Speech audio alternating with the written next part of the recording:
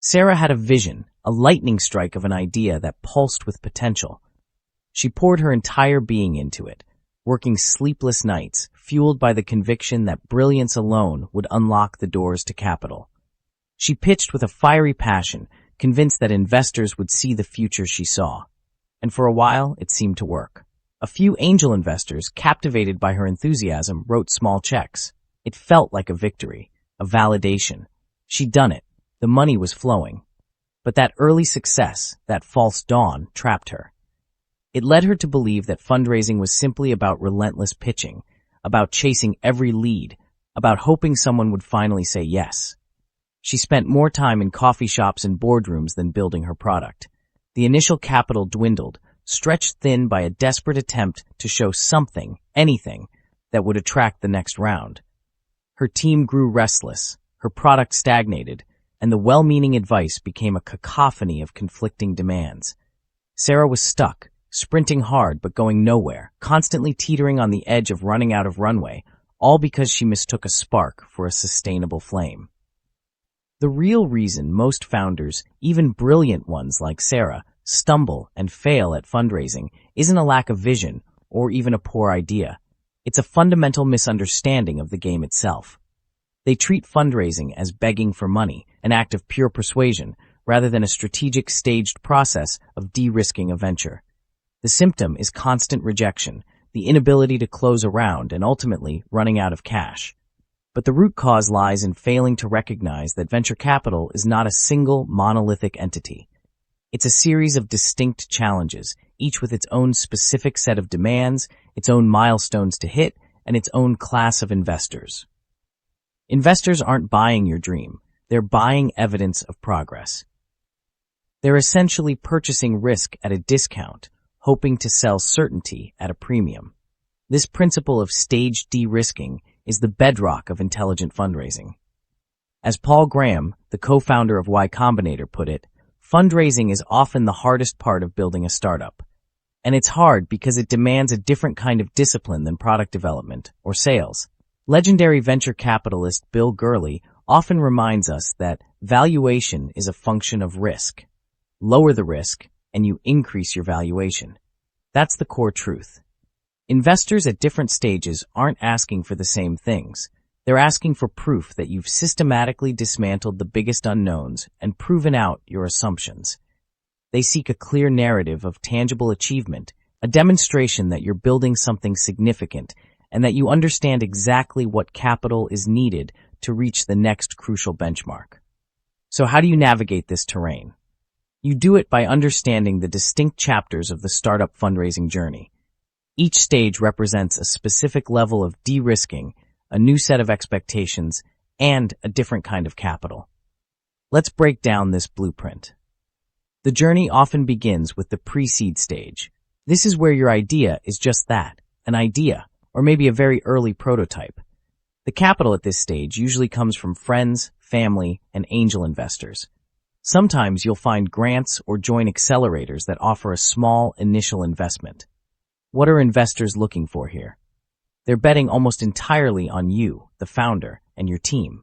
They want to see a compelling vision, an understanding of the market problem, and evidence that you have the skills and determination to execute.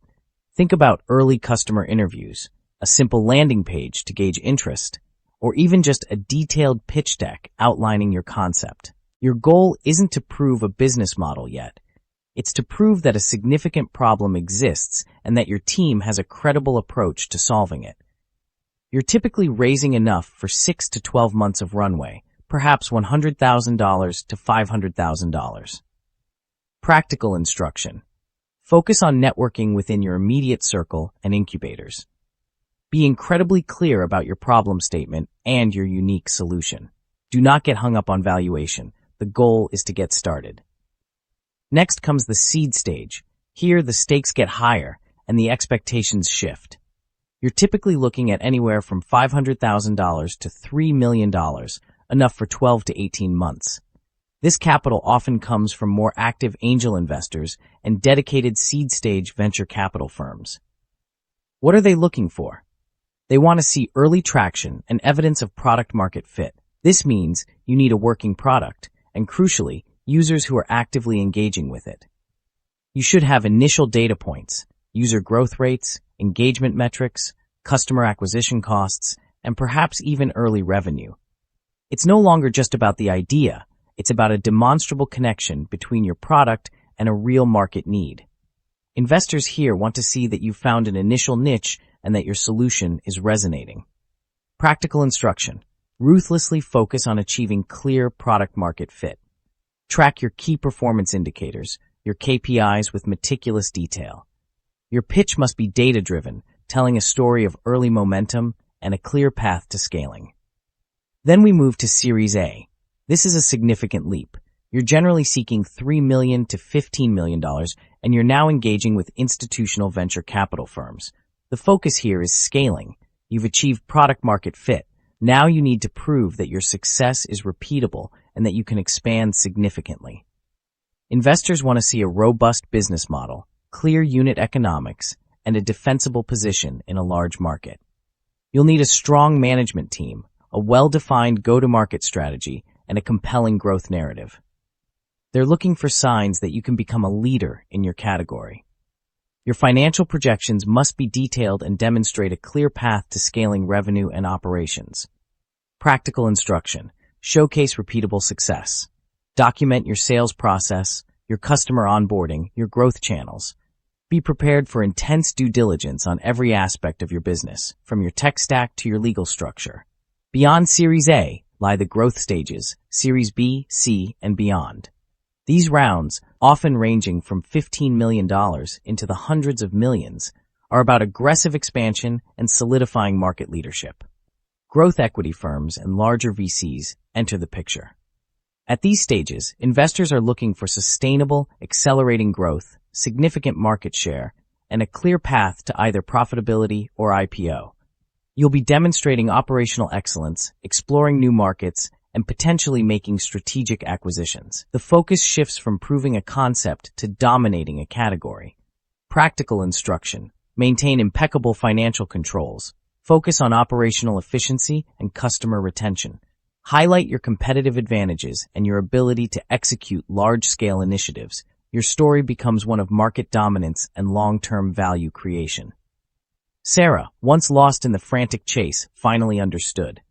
Fundraising wasn't a desperate plea. It was a strategic dialogue, a precise matching of validated progress with the right kind of capital. She stopped seeing investors as a generic pool of money and started viewing them as partners who specialized in different stages of a company's growth. She learned to build to specific milestones before seeking the next round, transforming her company from a brilliant idea into a meticulously de-risked venture. Her pitches became less about hopes and more about irrefutable evidence of achievement. Her transformed reality isn't one where she never faces rejection, but one where every meeting is a step in a calculated journey. She now raises money intelligently, not frantically. Fundraising, she realized, isn't about finding money, it's about systematically earning it. It's a continuous process of validation and value creation, a testament to what you've built, not just what you aspire to. It's the ultimate expression of progress, stage by disciplined stage, turning vision into a tangible, thriving reality.